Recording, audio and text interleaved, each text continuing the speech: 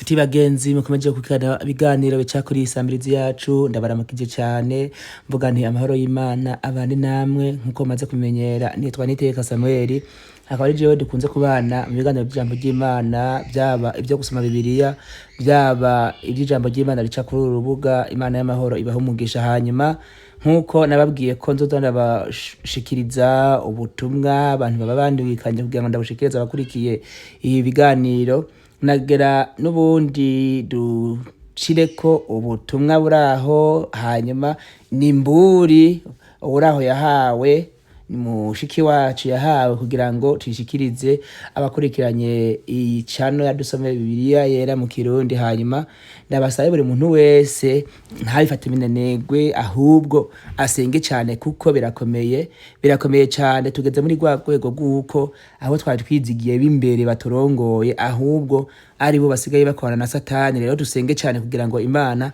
iduha amaso y'impwemu bityo tubashe gusobanukirwa mbega aho turi bimeze gute, mbega aho turi turongowe gute, mbega aho turi mu nzira igenda hehe. Dusabere kuba connected na mpwemu yera kugira ngo abari babandanya kuturongora gusumba uko twokwizera abaturongoye b'imbere. Murakoze cyane ndabahaye ikaze mwese hanyuma ukaba uri mushasha kuri icano utarakora subscribe akanya naka kugira ngo ukore subscribe kugira ngo igihe cyose nzo kwa uploadinga video cyangwa audio uzocuba mu bambere baronka notification ikubwira ko hari video nshize ko ugaca uyumviriza. Imana y'amahoro ibaho umugisha. Karibu. Imana ishimwe bantu b'Imana, Imana ishimwe bakunzi b'umusaraba, ndabaramukije umumo wese haherereye. Izina rya Kristo Yesu rihabwa icyubahiro kuko ni wagira neza ni warushiza kutuzigama uko bukeye uko bwije. Basi amazina yanje jewe mvuga nitwa Happy.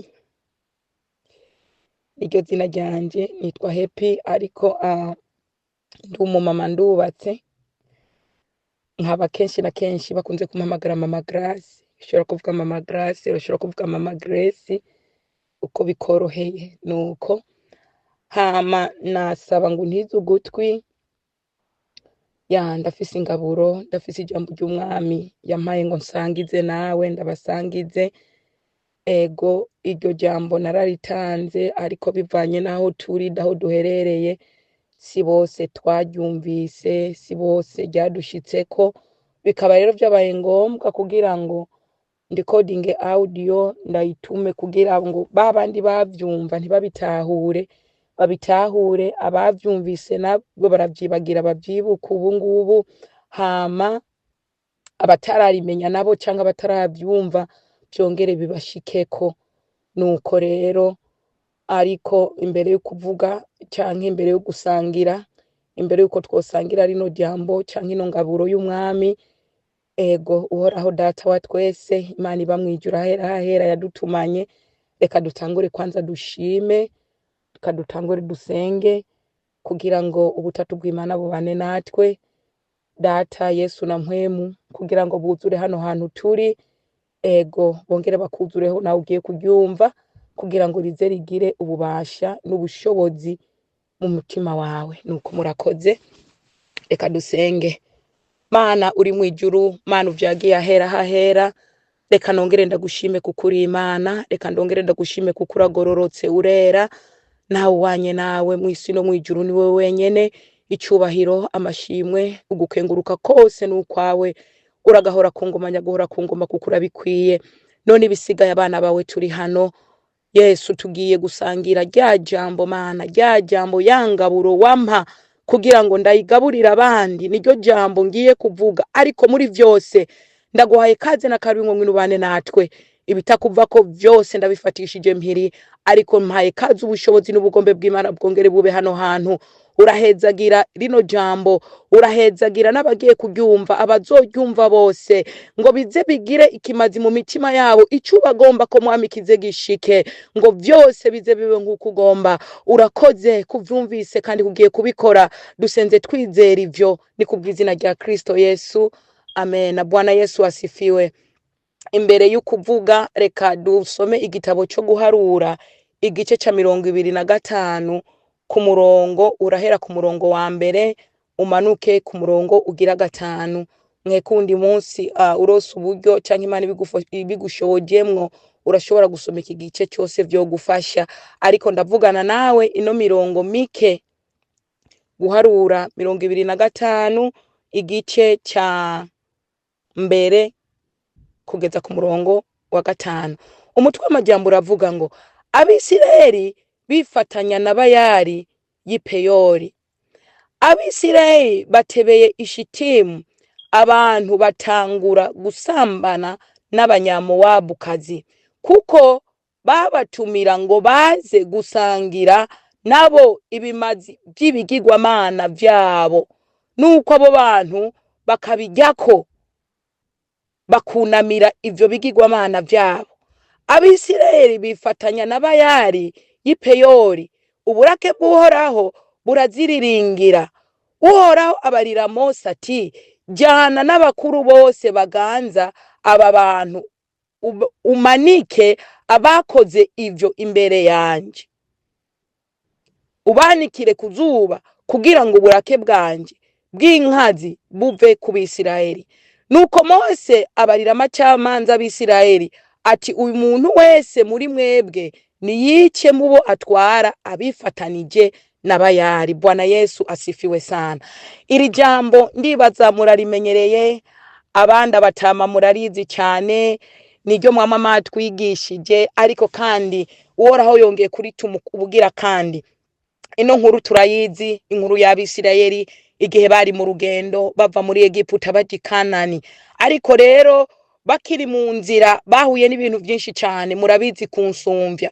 Ariko kandi ngo bari bagitebeye Ishitimu, abantu ngo batangura gusambana n'abanyamowabukazi.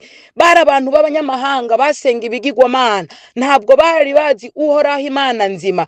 Abo rero nabo Uhoraho akaba yari yarababujije kutazokwigera bifatanya nabo. Imana yari ibiza ati, aba bantu nibifatanya nabo harogera igihe bagirene bamve ko je Uhoraho Imana yabo, bagende gusenga imana z'inyamahanga. Rero bo babaca barabahakaze, barabatumira mu minsi mikuru yabo, bateguye indya z'ibigirwamana vyabo. Abisirayeli baza kuzirya, bicanga nabo batari bazi ico bagenewe, batari bazi izo ndya zari indya nyabaki. Ariko bo bari bazi yuko izo ndya bazitegura ibigirwamana vyabo. Ariko Abisirayeli ntabwo batanguye iryo banga, ntabwo barimenye, bagwa mu cyaha kibi, bagenda kwifatanya nabo gusangira ingaburo z'ibigirwamana, kurya indya batagenewe, kurya indya zituma bahumana. Ivyo navyo bikabahumanya. Bamaze kubikora ngo bandura impwemu, batangura ibintu by'ubushakanyi, batangura ibintu by'ubusambanyi, kubwo zangaburo bariye batazi yuko zigiye kubagirira nabi. Bwana Yesu asifiwe sana. Nuko ntanguje rino jambo nkuko ryaje ritangura, kugira ngo mvuge message ngomba ndaguhe, nukuri nkwinginga untege ugutwi, mpwemu w'Imana bigufashemwo aho hantu wicaye, kugira ngo canke aho hantu uri n'abazoyumva n'abuzoha, kugira ngo mpwemu w'Imana akuvugisha ikintu cy'ubugombe bwiwe akugombako. Bwana Yesu asifiwe sana. Ingaburo nahawe ngo nkusangize, namaze iminsi uhere kuva mu mwaka ushize mbona ibintu by'inzozi, ndabona ibintu by'inzozi, ariko sinatahura, ndabandanya kuba ndabisobanuza, sinigeze ndabitahura, basi ndabire kuko. Ariko uko igihe cyaguma kigenda niko narushirizeho kubona inzozi zanteye ubwoba cyane, zirantera kwiyumvira no kunshitsa ahandi hantu, kuko nabonaga ivyo nabona ntabitahura ku bwenge bw'umubiri, bindengeye mbere bikantera n'ubwoba. Ariko kandi igihe gishitse naragenda bitahura, ndabwirwa ati urabisangiza abandi. Ndavuga inzozi nke canke zibiri mu nzozi nabonye jewe nita nyinshi. Nabonye jewe ndabona umukozi w'Imana, umutama wacu dukunda, umuvyeyi ndetse yatureze mu buryo bw'impwemu no mu buryo bw'umubiri. Ndamubona rero mu nzozi ngo mbona acuditse hamwe n'abakozi benshi, ariko arababwira ibintu, ariko jewe sinashoboye kubimenya ivyari vyo. Nanje ngo nca ndibona ndi hampande yiwe ncuditse imitwe hamwe n'abakozi, hama ngo nanje mbona ncuditse imitwe hamwe ndiko ndababwira ibintu, ariko iyo nzozi yanyereka yuko sinashoboye kubitahura ivyo ndiko ndababwira ivyo ari byo. Nkigeze aho nyene gato nca ndibona ndi ahantu mu nzu ngo ndiko ndategura kugira ngo ndakire ba bantu benshi nariko ndabwira kugira ngo ndabakire mu rugo iwanje. Nkikiriko ndategura kuko nabona umenga ngo ngoma ndabakire ndabarazi wanje ngoma ndabakire kujya nyene umuntu murabizi kungene mwaba mwakira abantu mu rugo ngene usanga umuntu yacakaritse, umuntu aticara, umuntu yirukamwe ibinabiriya. Ariko nkihangayika kugira ngo ndabazimane, haca haza umuntu anzaniye ibintu by'ingaburo, ibintu by'imfungurwa, araza arambarira ati zino mfungurwa nuzitore ngo nuzigabure, zigaburire bano bantu ubafungurire. Mu Kirundi ciza ngo ubafungurire. Nca ndabitora mbona umenga ngoma ndabibahe, ngoma ndabibagaburire, kandi yari imfungurwa nyinshi nukuri sinzi ngene no bivuga.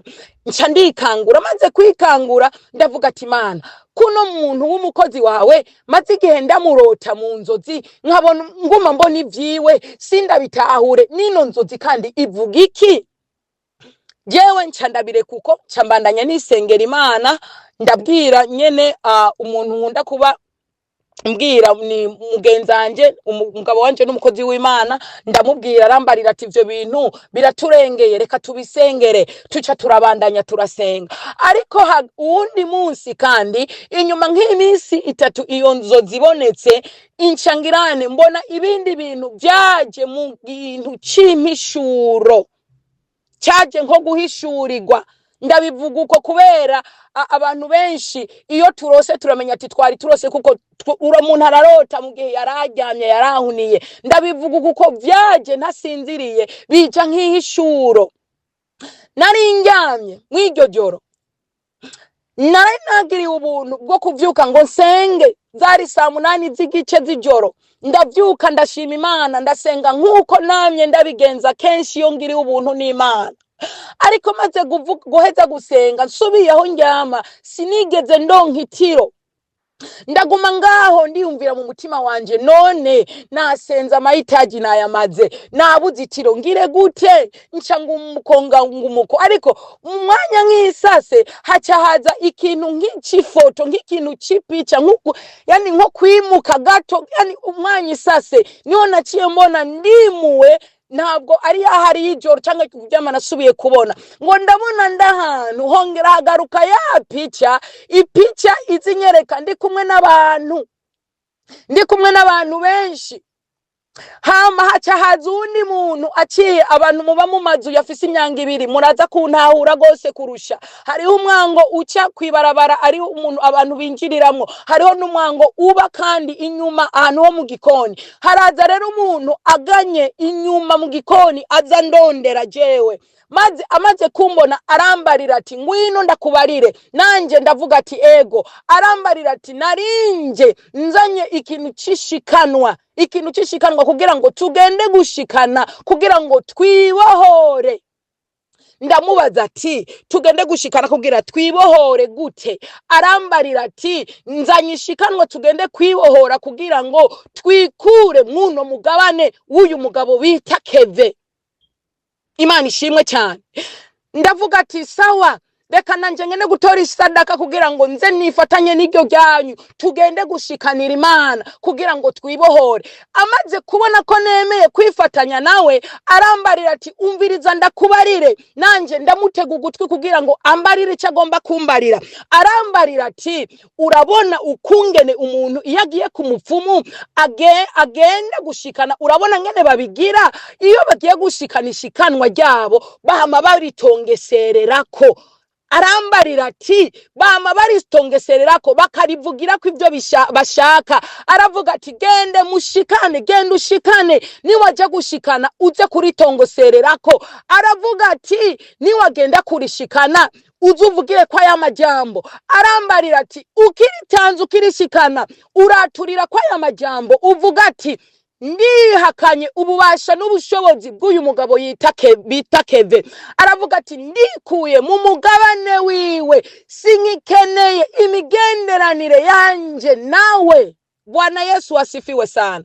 Arambarira ati uze wature, uze utongeserere ko yuko utakimushaka n'ububasha bwiwe, utakimukeneye mu mugabane wiwe, nube mubugira kandi. Aca rero akibimbara yuko nza numva ubushobozi bunje ko nguma mvuga ati habwa icubahiro Mesiya, habwa icubahiro Mesiya, habwa icubahiro Mesiya. Rero ibyo biheze ndikangura, ndagaruka ndatangara cyane, kumbe sinarindyamye, sinariko ndarota, ibi bintu byari biki. Rero ngigezaho hacagaruka ya nzozi yatangura ngo ino mfungurwa zino ngaburo genda uzigaburira abantu. Byabaye ibihe bitoroshe kuri jewe, ndibaza urabitahura kunsumvye uko noba ndabitahura canke ndavyumvira, ariko Imana irambarira ati bagaburire. Nca ndibuka ukungene inzozi nabonye nari kumwe ncuditse mutwe n'abantu benshi, bamwe mbere ngo barabatama b'abakozi bansumvye icubahiro, ngo ncuditse hamwe ndiko ndabagaburira. Ndavuga ati Mana nukuri nzogikora kino gikorwa, ndi mu ruhande rwawe, sinzotinya, kino gikorwa nzogikora. Niho natoye rero ndahamagara abantu, ndabunganisha abo bantu nzi yuko twari mw'uwo mugabane nanje ndimo. Ndavuga ati sinceceka, ndavuga ijambo Uhoraho yantumye kuri mwebwe, ndababwira ati mbere ntituvyiherereremwo, tubitware tubibwira abandi, ariko hakaba hari benshi batavyumvise. Nico gituma ngarutse kugira ngo mvuge ingaburo Imana yampaye. Imana ishimwe cyane, Imana ishimwe cyane. Ndaje kugira ngo ngabure ingaburo, n'ubu ndasubiyemwo ni za ngaburo z'umwami yampa. Ndafise amajambo amwe ngomba dusangire, kuko ntibyabaye ibihe vyoroshe. Uwo munsi umaze guhera, bukeye bwaho numvise bikomeye cyane. Ico gikorwa jewe ndagikora, abandi tubibwiye barabikora. Haboneka benshi baje bashinga intahe yuko babikoze. Tubona benshi baza bashinga intahe, hari abamarayika bagendeye mw'ijoro barabadawisha, abandi bakaboneka nk'uko umenga bari ahantu mu macupa batekewe, bagirirwa ubuntu barabohoka. Nzanye ino ntumwa canke ano majambo ngo ndayagusangize kugira ngo nawe nimba hari ahantu wumva ubohewe ubohoke. Hari ikintu Uhoraho akugombako, hari ikintu Imana igomba kuba ari mw'isi. Imana ishimwe cyane. Reka turabe igitabo cy'abami ba mbere, igitabo cy'abami ba mbere umurongo ni wa 12. Turasoma guhera ku murongo w'2 tumanuke kugeza ku murongo w'3. Niwa haronka ukungene Imana ishobora kugufasha, murashobora kwicara uhasome. Reka dusome mu mirongo mike kubera ndiko ndakoresha audio kugira ngo ngerageze gutwara umwanya muto muto. Turasoma mu izina rya Kristo Yesu. Umutwe w'amajambo uravuga Yerobowamu ashinga ibishushanyo vy'ibigirwamana. Kuri 25 ngo maze Yerobowamu yubaka Ishekemu mu mugamba w'Abafurayimu, abayo hanyuma avayo yubaka Ipenuweli. Maze Yerobowamu yivuganya mu mutima aterega igihugu kizohava gisubira kuba inzu ya Dawudi. Aba bantu nibakomeza kuduga i Yerusalemu gutangira ibimazi mu ngoro y'Uhoraho, imitima yabo izosubira kuri shebuja. Yerobowamu umwami w'Abayuda baraheza, ndasubiramwo, aba bantu nibakomeza kuduga i Yerusalemu gutangira ibimazi mu ngoro y'Uhoraho, imitima yabo izosubira kuri shebuja Rehobowamu umwami w'Abayuda, baheze banyice bisubirire kuri we.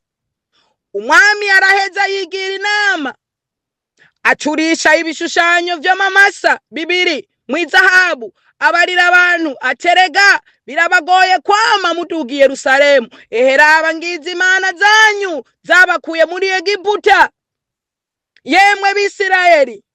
Maze kimwe agishinga i Beteli, ikindi agishinga i Dani. Ico kintu gihindura abantu icyaha, kuko bagenda kucikubita imbere bakarinda bashika no ku Kidani. Bwana Yesu asifiwe. Urobandanya usoma ugere kuri 3 kugira ngo urabe icyo Imana ikugombako. Iyi ni inkuru y'umwami Yerobowamu, umwami w'Abisirayeli, umwami yari yatowe n'Imana igihe Suleyimani akoze icyaha agahindura isezerano ry'Uhoraho yari yarasezeraniye Dawudi ngo nimwagenda mugakora ivyo Imana igomba ngo ubutware ubwami ntibuzohanguka mu nzu y'umusavyi w'Imana Dawudi. Ariko ku bwa Suleyimani naho hageze igihe harata amabanga, hageze igihe ati isezerano, hageze igihe atagenda uko byari bikwi imbere y'Imana, ngo Imana ikura ubwami mu nzu ya Dawudi, imukura ubwami bw'Abisirayeli mu nzu yiwe. Uyu rero yitwa Yerobowamu yari umushumba wo mu nzu ya Suleyimani.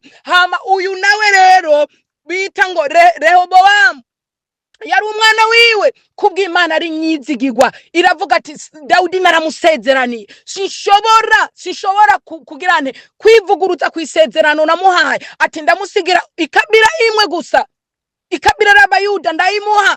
Ariko ngo amakabira yandi yatwawe yagiye kuganzwa n'umuntu yari umuja, umushumba mu nzu yande, mu nzu ya Suleyimani. Bwana Yesu asifiwe sana.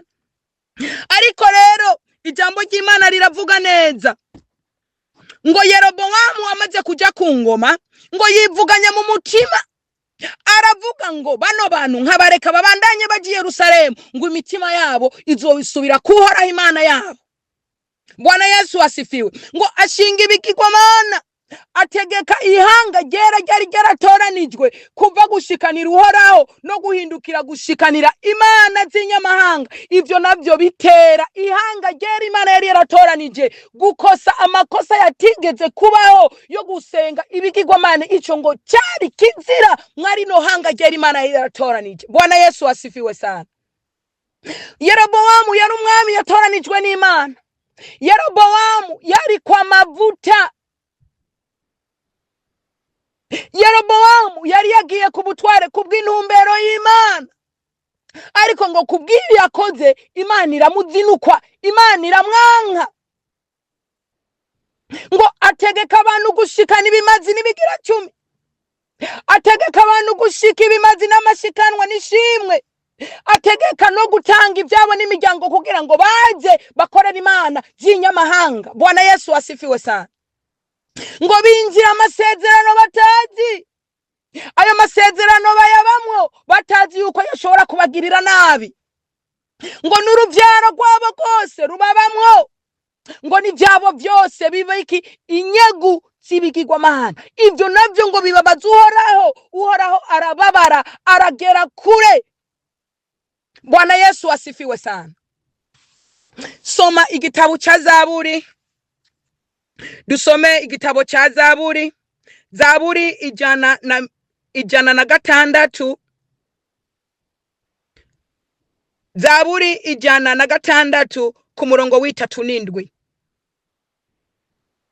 Zaburi 106 ku murongo w'37.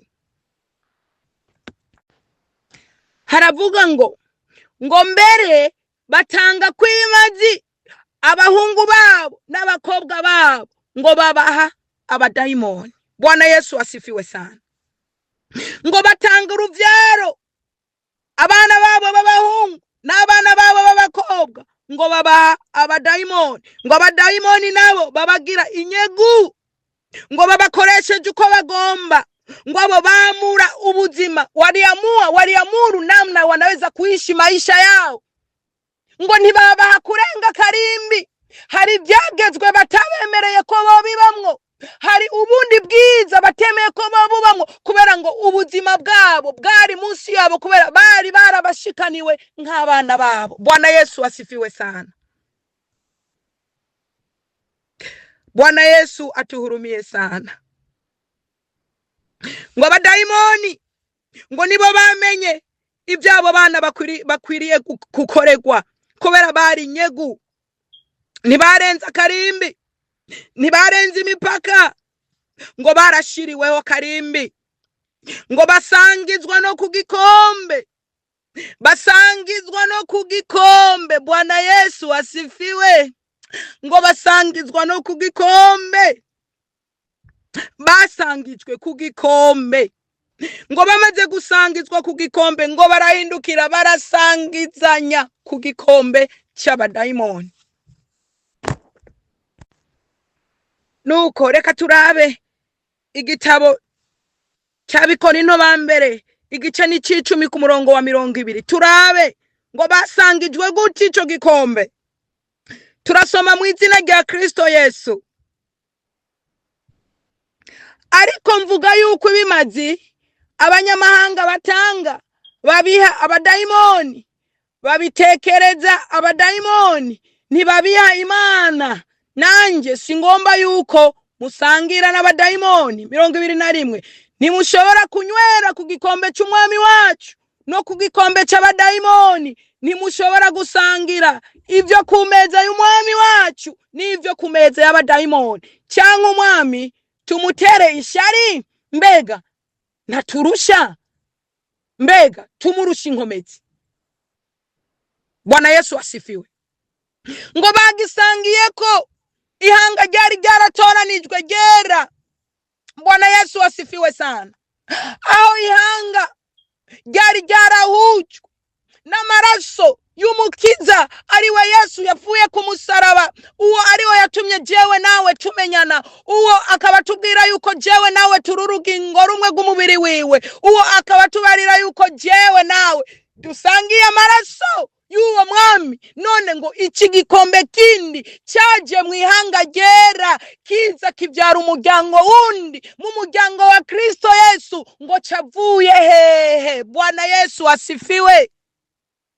Ico gikombe kindi cyaje bakakinywerako, abakinywereyeko mw'ishengero bakaba batahuza n'abandi batakinywereyeko, ngo nta nico bapfana. Ijambo rikaza ngo ntaco duhuriyeko. Mbega ko Yesu yatugize umwe, ko ari we twamenyanye duciye muri we. Ico gikombe kindi twanywereyeko ngo ni gikombe cahe. Paulo aravuga ati nibishoboka ko twusangira igikombe cy'umwami hamba tukaca gusangira n'ic'abadayimoni. Paulo aratwankira aravuga ati rero ivyo byaduteye guhumana, ivyo byaduteye guhumana, byateye ubwoko bw'Imana guhumana, byateye tuganzwa, ngo byateye tuganzwa, ngo byateye uko twari twaragize inyagu zera zuhoraho, twicumurako, twiyambika ubuhoma, twiyambika imyanda, bituma ubwiza bw'Imana butuvako. Nubwo twebwe twibona yuko uhoraho turi kumwe, abandi bakaza tora haranyemera, abandi bakaza ati Imana ibona wewe. Ivyo byaduteye umugayo. Uhoraho arabaza ngo ico gikombe kindi kinyuranye n'amaraso, ngo yitanze ubwayo akaza kugira ngo yaduhuze, ngo ico gikombe cyavuye hehe. Niwumve ngo basangijwe ku bikombe by'abadayimoni, batazi ingaburo, batazi amaraso bariko baranywa yariyo, batazi ikimenyetso nyayo kikiriko kirabajako. Ivyo bituma ngo bisanzwe mundi mugabane. Hama ngo uwo mugabane nawo, uwo mugabane abantu bisanzemo kubw'ivyo bakoreshejwe batazi ivyari vyo, ngo umugabane bisanze mw'ivyo bariye batazi ivyo bariye, ariko kubw'ivyo bagaburiwe ngo biba uharari wo kubagirane, wo kubagira babo, babagira inyagano. Ngo uwo mugabane ukaba urimwo abantu benshi, ngo uwo mugabane ukaba urimwo imiryango myinshi. Abo nabo bakaba bavuga ati nibo bantu b'Imana, niryo hanga ryatoranijwe riri mw'isi. Abo bakaba bagendagenda bavuga ati ijuru ni ryacu. Abo bakaba bagendagenda bavuga ati abatari muno mugabane nta juru muzobamwo. Oya Yesu uko uhoraho aravyanse. Mbere hari na benshi muri bo bataye ishambu ry'abasekuru nk'uko cyari kizira. Mwibuke Naboti yaramubwiye umwami Ahabu ati biragazira, kirazira kikaziririzwa. Nuhoraho ntabyumve yuko nota itongo ry'abasokuruza ngo ndakudandarize wewe. Ibyo aravuga ati birazira, kirazira biragahera. Ariko kubw'uwo mugabane babyise ibintu vyoroshe.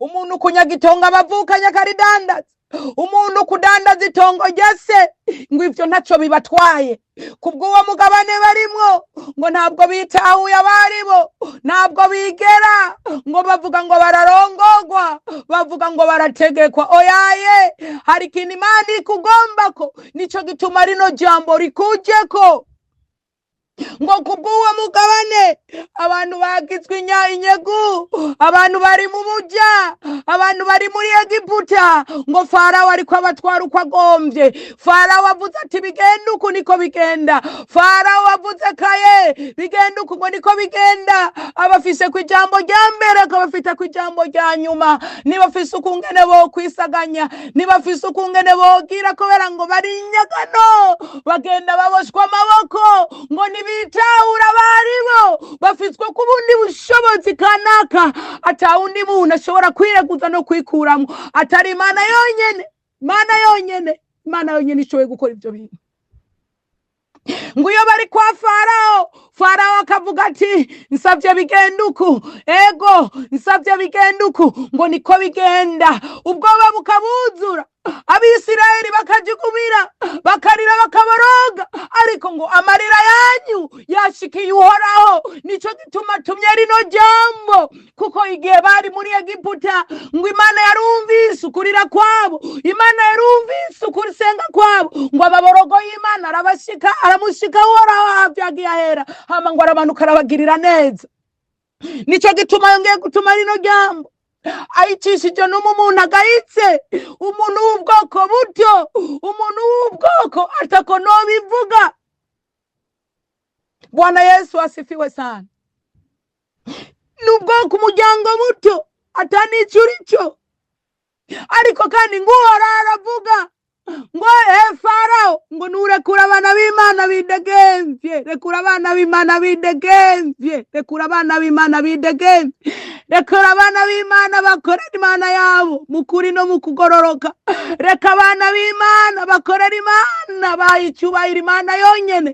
Imana iravuga ati ikigomba mwisi ngo nuko icubahiro cyayo cyonyene cyomenyeka, icubahiro cy'Imana, igitinyiro cy'Imana gusa, ngo ni Imana igomba ngo abe arico kiganza isi, bimenyekane munsi y'ijuru yuko Imana yonyene Uhoraho ndiho yamyeho kandi n'ubizokwamaho, ko ariyo Mana yonyene abana b'abantu bakwiye gutinya kandi bakizigira. Bwana Yesu asifiwe sana. Farawo ngo ababwiye ati Farawo ngo nimurekuriwe kugira ibintu bibiri. Hageze n'ahantu abantu bita amazina inka, bakita amazina y'amazina y'abagore babo bakazita inka, bari mu buja butoroshe. Nawe uriko wumva rino jwi, wamusenza uri hose, haragezeho turira tukaboroga kugira ngo Uhoraho yumve aya magorwa n'amarushwa. Bamwe baravuga ati utaje muno mugabane nta juru uzojamwo, abandi bakavuga ati abari mu mugabane ngo bivanye n'amarira n'imyidodombo ngo turabona twebwe ijuru naryo tuzojamwo. None ko hageze igihe umwana w'umuntu aje gutandukanya abantu n'Imana yabo, uburake bw'Uhoraho buzobuhungira he? Uburake bw'Uhoraho buzobuhungira he? Bwana Yesu asifiwe sana. Uburake bw'Uhoraho buzobuhungira he?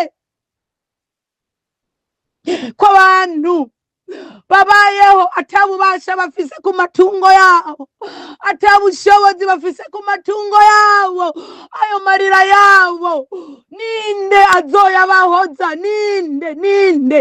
Farawo rekura abantu b'Imana bakorera Imana bidegemvya, ngo Imana igomba nuko icubahiro cyayo cyonyene cyomenyekana.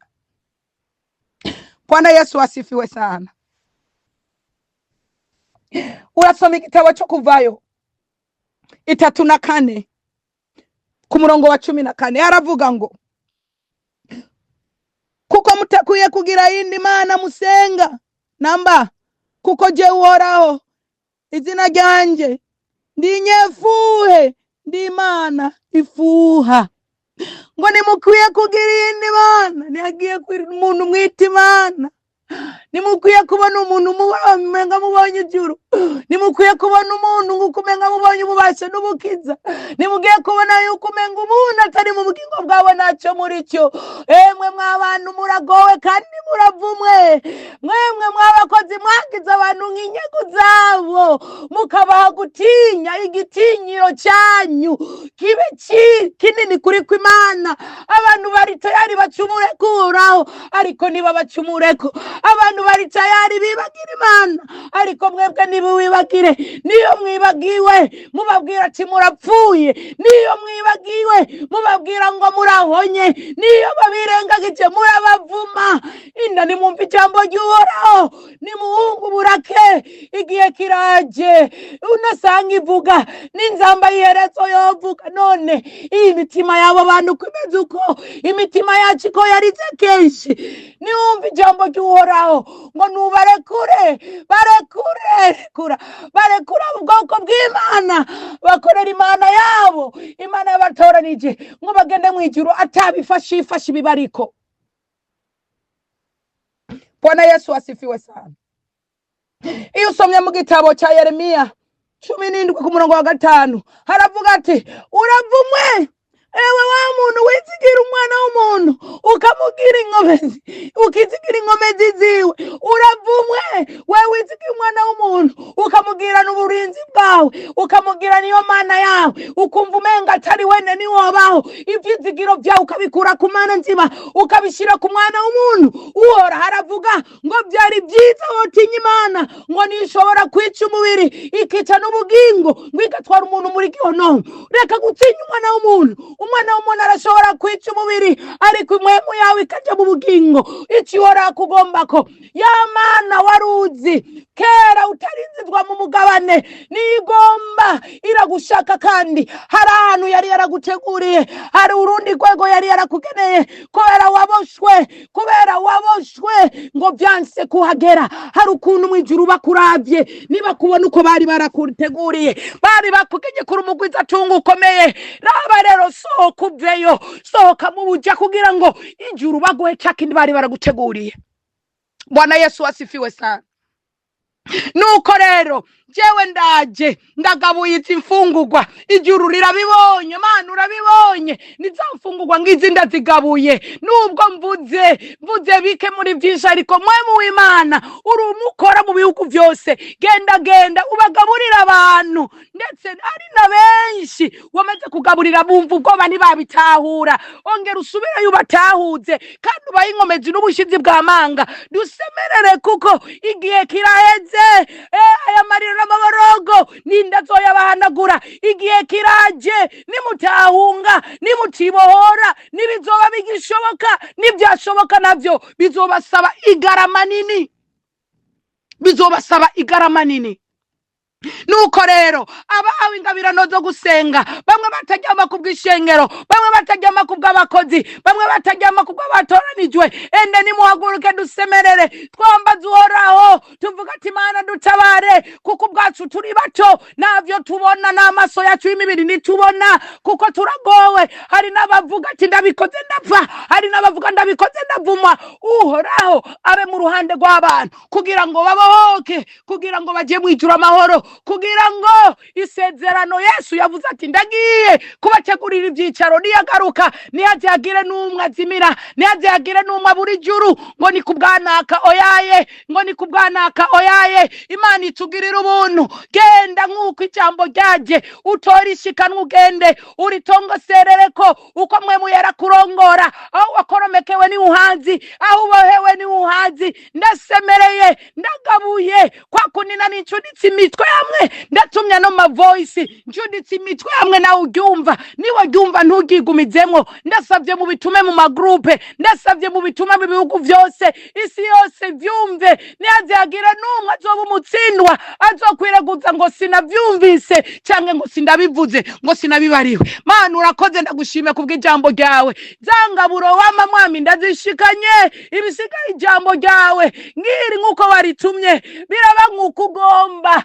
Ibyo ubona bikwiye ku bana b'abantu warizanye ubona yuko hari ikintu gikwiye ugomba ukore, ndasavye urihezagire, hezagira umunwa wese azoryumva. Mwemu w'Imana utwitangira imbere kubidufashemwo, atari wowe ntitwoshobora, urabidushoboza Mana, urihesha icubahiro, biraba nk'uko ugomba muri vyose. Urakoze rero kuvyumvise, urakoze nuko ubikoze, ndagushimiye wera. Habwa icubahiro Mesiya, habwa icubahiro Mesiya, habwa icubahiro Mesiya, ni kubw'izina rya Kristo Yesu, amen.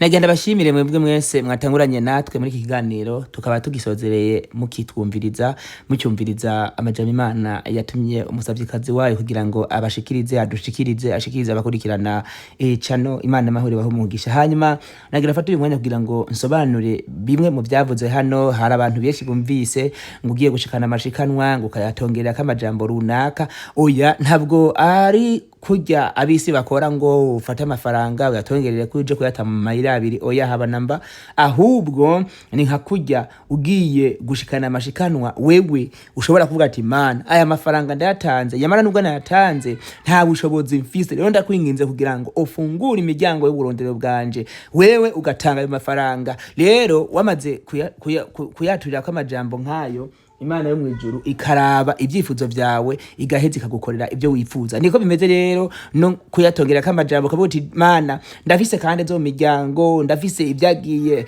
bindanga bibi, ndafise abantu benshi bagenda bandoga bankurikirana bagomba kungira nabi kugira ngo ndemagarike igikorwa cyawe, ndakwinginze imigabo n'imigambi yose rero isambuke, nuko ugatanga ayo mashikanwa uyaturiye kamajambo nkayo. Imana yaraba ikavuga ati uyu muntu agize kwizera gukomeye, ayo mafaranga atanze mu gikorwa cy'Imana akaba yabwiye kamajambo nkaya, reka koko ndamukorere ibyo yifuza. Bityo rero Imana igashobora gusambura imigabo n'imigambi ya Satani ndetse n'ibyaguhiga byose, Imana ikabihindura ubusa. Nico rero ijambo ry'Imana rigamije kutubwira. Hanyuma murumvise ko abimbere aribo benshi basigaye bazimiza ubwoko bw'Imana. Nizo mpamvu Yesu amaze gupfa ya igihudu cyari gikingira hera cyatawuze kugira ngo umuntu wese yigerere ku musaraba ikorogota. Rero kuba yarapfuye akazuka akaja mwijura akaturika mpwemu yera, nico gihe cyo kugira ngo mpwemu yera tumusabe aze mu mitima yacu atuyobore mu nzira yo kugororoka. Shimire mwebwe mwese mukomeje gukurikirana ibiganiro bica hano, kandi shimire mwebwe mwese mukora like, share ndetse na comment. Hanyuma ufise ikibazo wonyandikira kuri nimero ya WhatsApp, hanyuma kandi ushobora kucandika muri comment nabwo nkagisoma nkagusubiza. Abifuza kwakira umwami Yesu mushobora kundondera ku nimero ya WhatsApp, nkabazo n'abakozi b'Imana bakabibafashamwo. Imana y'amahoro ibaho umugisha, ndabakunda cyane kandi mukomeze mugire ibihe byiza. Je mwari kumwe nitwa Niteka Samuel nk'ibisanzwe. Imana ibaho umugisha, dusubire mu cigwa gikurikira.